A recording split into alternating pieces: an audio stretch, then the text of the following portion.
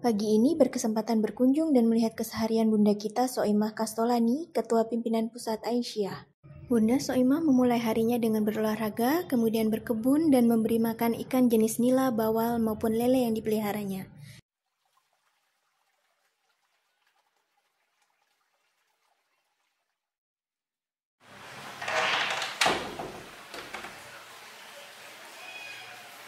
Dilanjut dengan kesibukannya menulis maupun rapat, saya juga melihat bagaimana Bunda Soimah menjaga asupan makannya serta kegiatan ibadahnya yang dilakukan secara berjamaah di rumah. Di usianya yang sudah senior, Ibu Soimah dikenal masih sangat aktif dan bersemangat melakukan kegiatannya walaupun di masa pandemi. Bagaimanakah kiat Bunda Soimah menjadi lansia yang aktif, positif, produktif, dan bahagia? Assalamualaikum sahabat Aisyah, senang sekali hari ini kita bisa bertemu kembali. Kali ini dalam edisi spesial. Hari ini kita sudah mengikuti seharian aktivitas dari Bunda kita, Bunda Soimah Kastolani. Assalamualaikum Ibu. Waalaikumsalam warahmatullahi wabarakatuh, Mbak Putri. Bagaimana, sehat? Alhamdulillah sehat. Ibu juga sepertinya sehat, semangat hari ini. Alhamdulillah sehat. Allah memberikan kekuatan pada kita semua. Semoga semua sahabat Aisyah juga pada diberi kesehatan oleh Allah Subhanahu wa taala. Iya, amin. Alhamdulillah. Hari ini kita akan berbincang sedikit dengan Bunda Soimah tentang kegiatannya sehari-hari di usianya yang sudah berapa tahun Ibu? Ibu? Ya, saya lahir 6 Februari 1947. 1947, berarti berapa tahun itu Ibu? Iya, berarti sudah 74 tahun. 74 tahun sahabat Aisyah, tapi Bunda kita masih tetap semangat beraktivitas setiap harinya. Insya Allah, insya Allah. Ibu mungkin bisa diceritakan kalau hari ini saya menyaksikan kegiatan Ibu dari pagi, mulai dari berolahraga, kemudian di kebun ya Bu ya, dan banyak aktivitas lainnya. Seperti apa sih sebenarnya kegiatan keseharian Ibu? Ya, sebagai lansia memang kita tetap harus berdaya guna ya, supaya kita bisa memberi manfaat orang lain, sehingga mengerjakan juga sesuatu, tapi ya tentu saja tidak yang berat-berat, yang ringan, seperti misalnya masa pandemi ini bisa kita kembangkan bahwa lansia itu juga bisa produktif. Misalnya seperti tadi Mbak Putri melihat saya memetik sayur dari halaman sendiri ya sederhana, misalnya nanti membuat oseng-oseng bunga kates, bunga pepaya yang diberi teri itu ya. Kemudian saya juga merawat atau berternak ikan. Ada lele, lele itu paling mudah ya Mbak Putri ya, karena dia itu di ember saja bisa dikembangkan, yang disebut budidaya. Ya, budidaya ikan di dalam ember itu bisa dikembangkan. Dan kemudian saya juga memanfaatkan kolam yang di depan tadi. Ya, dulu memang itu untuk ikan hias ya, tapi selama masa pandemi ini Mbak Putri saya kembangkan sehingga bisa untuk berternak ikan nila, ikan bawal tawar gitu. Dan alhamdulillah bermanfaat ketika anak cucu datang ya, mereka mancing saja dari depan, bukan mancing ya, mengambil, tinggal bakar jadi masih segar. Tadi saya lihat memang ikannya besar-besar ya Bu ya, dan sehat-sehat semua. Ini menunjukkan bahwa di masa pandemi pun biarpun Ibu terbatas mungkin kegiatannya ya tetap bisa beraktivitas dengan positif di dalam rumah ya. Ya, produktif tetapi dari rumah saja, karena memang lansia harus mengurangi mobilitas, menjaga jarak, tidak berkerumun. Ya, jadi ya tetap kita banyak aktivitas di rumah. Tapi seperti kita tahu Bunda Soimah juga sebelum masa pandemi ini sangat giat beraktivitas, bahkan sampai keluar kota ya Bu ya? Iya, keluar pulau juga pun. Iya. Sampai malam rapat juga tetap Bunda lakukan seperti itu. Mungkin bisa disampaikan mengapa di usia yang cukup senior ini Ibu tetap aktif, berdedikasi untuk Aisyah, dan Ibu bisa diceritakan? Iya. Ya, alhamdulillah saya masih aktif di pimpinan pusat Aisyah, sehingga kalau saya mendapatkan undangan dari wilayah, daerah, itu saya sempatkan hadir. Dan biasanya Mbak Putri saya itu mengambil 1 hari setelah bekerja, setelah selesai urusan, untuk apa? Meninjau amal usaha tapi yang menantang. Misalnya, menantang di mana Bu? Maksudnya begini, misalnya saya di Maluku, itu saya sempatkan saya menyeberang ke Maluku Tengah untuk melihat TK di sana yang terpencil gitu. Jadi saya senangnya memang melihat amal usaha yang penuh dengan tantangan. Kalau penuh dengan tantangan itu berarti tantangan di jalan, iya, maupun tantangan amal usaha itu berdiri dari sejak awal, yang itu adalah merupakan inisiatif dari masyarakat sendiri. Itu yang saya sebutkan. Nah, saya lebih bangga melihat seperti itu, mengunjungi seperti itu, karena ada rasa kemudian kita tularkan yang lain.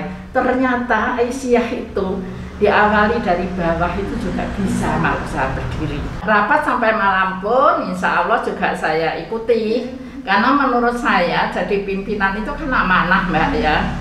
Jadi jangan sampai ada alasan tidak hadir rapat. Menurut saya rapat itu sangat penting, karena mengikuti perjalanan dari ide kita, dari kebijakan kita, yang kita harus terus-menerus mengawalnya. Yang melalui rapat itulah kita juga harus aktif mengikuti.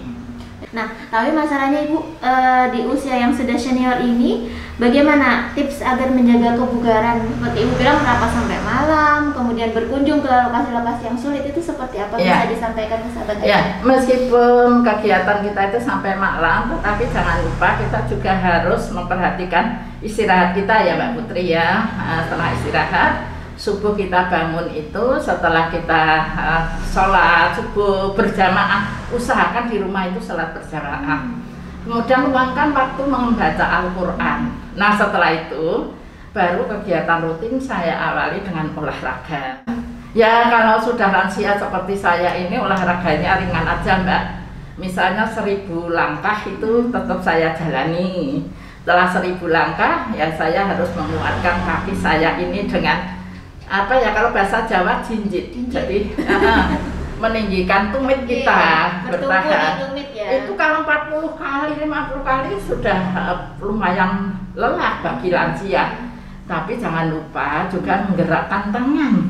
Karena kalau sudah lansia itu tangan-tangan kita kaku. Kalau maka harus kita gerakkan terus dengan pukulan-pukulan, menghidupkan saraf dan lain sebagainya.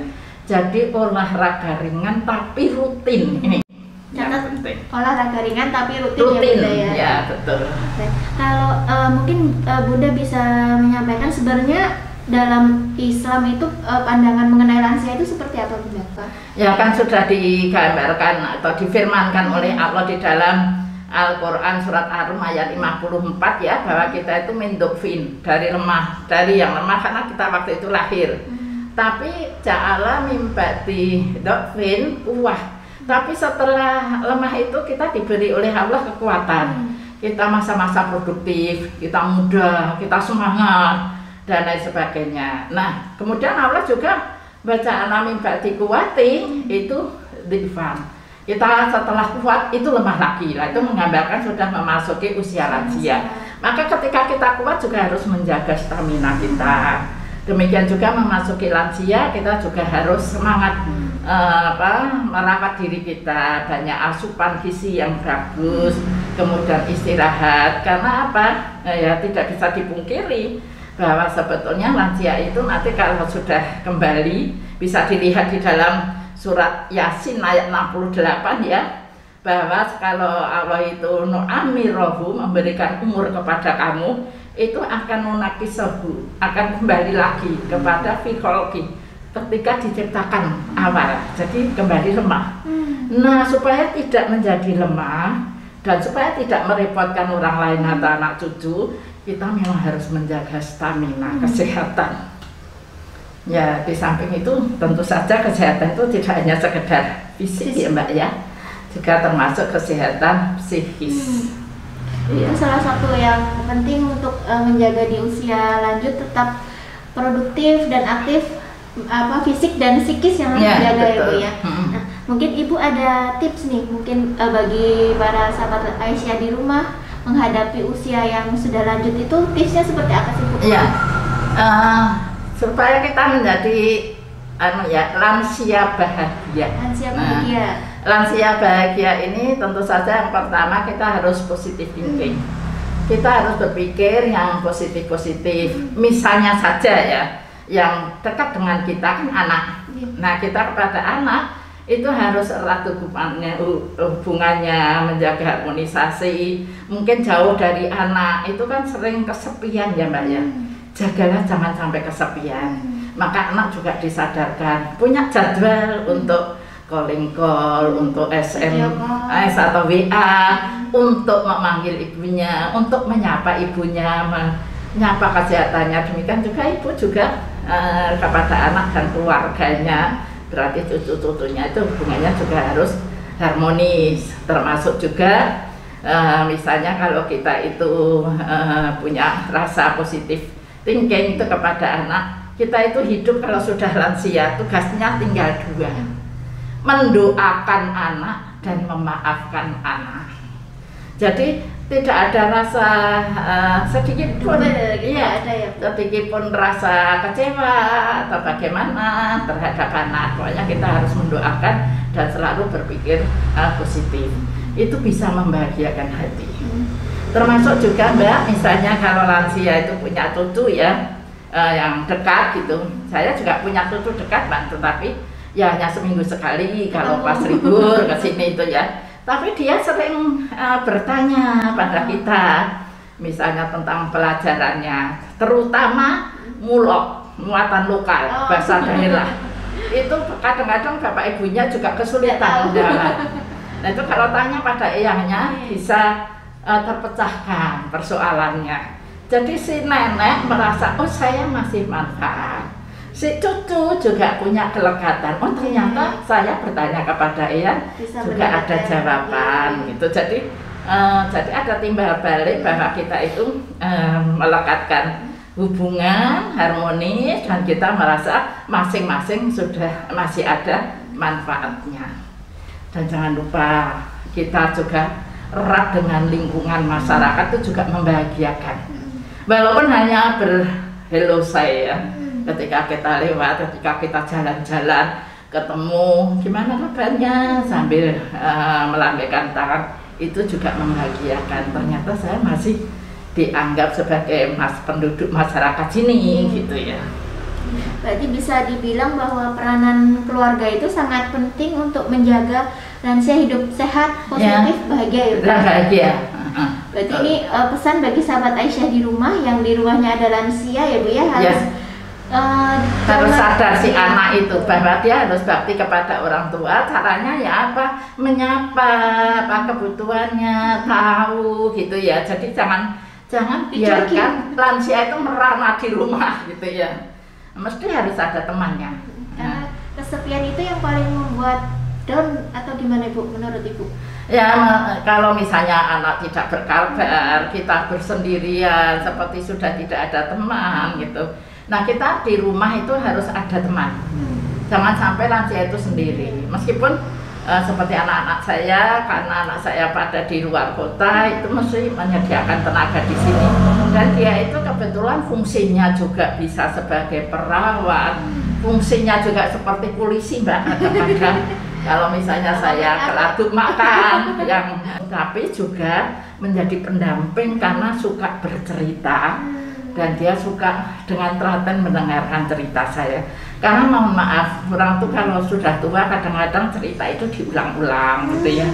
Nah itu anak atau yang dekat itu juga harus telaten untuk mendengarkan. Dan satu lagi keuntungannya kalau ada teman itu bisa untuk sholat jamaah. Nah itu yang penting. Berarti Ibu bisa dibilang si lansia ataupun mereka yang sudah senior itu juga tetap harus bisa menemukan suatu hal yang membuat mereka produktif ya Bu ya? Iya, produktif dan merasa bahwa saya masih berdaya guna dan masih manfaat. Misalnya saya di rumah selain suka membaca, karena memang juga untuk menjaga otak kita Mbak Putri, saya juga menulis. Kebetulan memang ada beberapa grup yang saya harus saya mengisinya secara rutin. Jadi setiap hari saya juga menyiapkan tulisan. Nah, mungkin Ibu ada tips bagaimana untuk sahabat Aisyah di rumah yang sudah lansia mungkin, yang mungkin aduh nggak tahu nih harus ngapain, jadi setiap hari hanya melentruk aja gitu. Kira-kira Gimana sih Bu tips untuk bisa, oh saya mau melakukan ini, saya mau ini, kira-kira apa Bu? Yang pertama harus menumbuhkan rasa percaya diri, semangat. Kita harus semangat. Oh ternyata saya masih dibutuhkan. Oh ternyata saya bisa mengerjakan itu. Kalau orang lain bisa, mengapa saya tidak bisa? Nah itu harus dicoba, sehingga ketika masa pandemi awal contohnya, oh ternyata ibu-ibu pada menanam, pasti saya juga bisa. Kita mencoba menebar benih, oh ternyata bisa. Kita mencoba untuk beternak ikan, oh ternyata bisa. Bisa untuk kesenangan, bisa untuk manfaat keluarga juga, sehingga oh ternyata saya masih bisa. Jadi rasa ini itu harus ditumbuhkan. Nah itu juga bisa membuat bahagia, Mbak. Bahagia itu tidak hanya sekedar rasa. Bagi saya bahagia itu penting banget, Mbak, karena bahagia itu sebetulnya singkatan juga gitu ya. B-nya itu berat badan, kalau sudah lansia harus dijaga. Jangan terlalu gemuk gitu ya. Nah kemudian A-nya itu atur pola makan atau asupan gizi, itu juga harus diperhatikan. H-nya itu hindari risiko supaya kalau punya penyakit yang kronis misalnya ya. Kalau memang sudah tua itu biasanya meskipun dulu sehat, kalau sudah semakin tua itu kadang-kadang tensi atau tekanan darah itu naik. Nah, ini harus betul-betul jamu, Mbak. Jamu itu jaga mulut. Maksudnya jaga yang dimakan ya? Iya, maksudnya jaga mulut itu jangan sembarang makannya, karena harus tadi atur pola makan tadi gitu ya.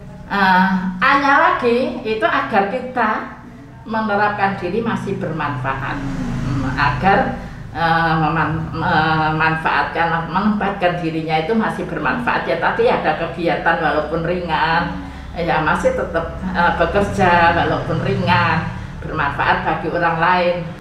G-nya itu gerakan badan itu harus teratur ya, tadi olahraga. Tapi ya yang ringan-ringan aja seperti 1000 langkah, terus menggerakkan tangan. Kalau saya satu, Mbak Putri, kadang-kadang kalau sehabis sholat mau nunggu adzan subuh itu mengangkat kaki ke atas. Di tempat tidur, Bu? Di tempat tidur bisa, kalau saya di bawah ya ada itu karpet gitu.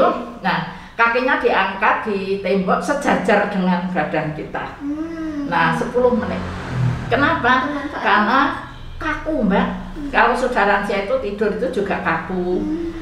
Demikian juga kemarin waktu paginya itu juga banyak kerja, maka pagi itu diawali dengan kesegaran, darah itu sudah kembali lagi boleh ke atas. Itu juga ringan tapi harus rutin gitu ya. Itu tadi G ya gerakannya. Kemudian I-nya iman dan takwa itu harus ditingkatkan tadi ya. Mesti lansia itu punya banyak waktu. Oleh karena itu maka membaca Al-Quran itu sangat penting sekali. Harus ditarget, Mbak Putri. Kalau tidak begitu kita males. Dan A yang terakhir itu ialah agar kita juga menjaga kesehatan sedini mungkin, agar tahu bahwa kita itu kesehatan kita terjaga. Ya kalau tidak masa pandemi mungkin kita bisa rutinitas kontrol dokter. Tapi mungkin masa-masa pandemi semacam ini itu kita juga membatasi juga ya ke rumah sakit. Tapi yang jelas memang harus awasi kesehatan. Jangan sampai kita itu tahunya sudah sudah berlanjut, sudah lanjut. Nah ini perlu, itulah bahagia, Mbak. Jadi dari segala segi ternyata kita juga harus masih bergerak. Ya bergerak otaknya, bergerak hatinya, bergerak fisiknya. Saya katakan bergerak hatinya itu misalnya kalau pada tetangga kita sering juga memberikan bantuan atau seperti misalnya kecil tetapi itu membahagiakan. Saya panen lele, kemudian ada tetangga yang saya antar, cuma sepele lele ya kita antar ke tetangga, tapi itu bahagia karena saya bisa memberi manfaat. Saya tua, saya sudah lansia tapi saya masih bisa bersedekah. Nah itu kira-kira bahagia itu penting bagi lansia, sehingga lansia sehat lansia produktif tapi lansia bahagia. Baik, nah Ibu ada seperti apa Bu? Mungkin pesan-pesan dari Bunda Soim untuk sahabat Aisyah ataupun sahabat Aisyah yang sudah lansia di rumah untuk tetap menjaga semangatnya di usia yang sudah lanjut. Iya, yang pertama tentu saja sesuatu itu dilakukan ringan, sedikit, tetapi rutin. Itu yang penting. Yang kedua, posisikan bahwa diri kita itu masih bisa bermanfaat bagi orang lain. Jadi kalau ada kata menebar kebaikan, oh ternyata saya juga harus berbuat menebar kebaikan. Jadi kita bukan hanya penerima, tapi kita juga produktif untuk memberikan dan lain sebagainya. Kemudian syukuri, banyak bersyukur apa yang kita dapatkan dari Allah. Semua ini adalah kenikmatan Allah. Nah kalau kita banyak bersyukur, itu insya Allah nanti Allah juga akan menambahkan. Dan rasa syukur ini itu juga bisa menenteramkan hati kita. Mungkin tidak banyak pesan saya, tapi kalau itu dijalani secara rutin, syukur, kemudian menerima adanya, berarti sabar dengan, tapi juga tetap gembira loh Mbak ya. Sabar itu tidak mesti sedih loh Mbak. Ya, dijalani dengan gembira, dijalani dengan senyum gitu. Nah ini juga insya Allah bisa membantu kekuatan kita. Katanya memang harus saat sekarang ini iman dan imun harus ditingkatkan. Gitu Mbak. Iya. Terima kasih Bunda Soimah untuk ngobrol-ngobrolnya dan mengizinkan saya mengikuti aktivitas hari ini seharian. Ya. Terima kasih Mbak Putri kehadirannya di rumah saya, dan juga pada sahabat Aisyah, saya selalu berdoa diberikan kekuatan dan kesehatan untuk semuanya, dan tetaplah bersemangat, apalagi untuk Aisyah, untuk masyarakat lingkungan kita ini sebagai anggota masyarakat juga harus berbuat menebar kebaikan bagi masyarakat lingkungan kita. Amin insya Allah. Ya. Baik, terima kasih sahabat Aisyah. Saya akhiri diskusi hari ini. Sampai jumpa di edisi selanjutnya. Wassalamualaikum warahmatullahi wabarakatuh. Waalaikumsalam warahmatullahi wabarakatuh.